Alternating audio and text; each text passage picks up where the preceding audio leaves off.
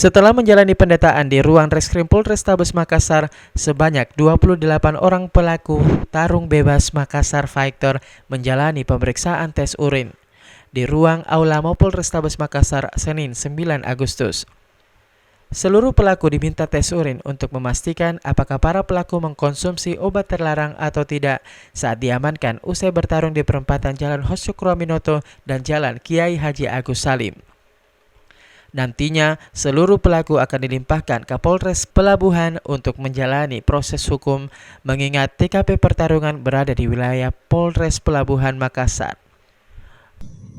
Dari Polres Pelabuhan Makassar bersama dengan Resmo Polda Sulsel dan Polrestabes Makassar telah melakukan penangkapan sebanyak 28 pemuda yang sedang melaksanakan perkelahian tanding ataupun Makassar Fighter,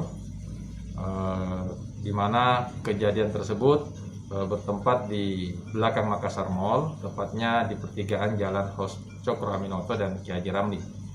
Nah, dari 28 pemuda itu kita lakukan diamankan dan dibawa ke Polrestabes Makassar dan dilakukan pemeriksaan.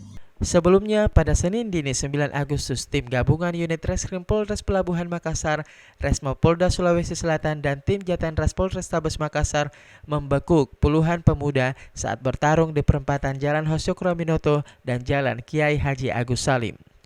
Ilham Cepi, Fajar TV dan Fajar Radio melaporkan.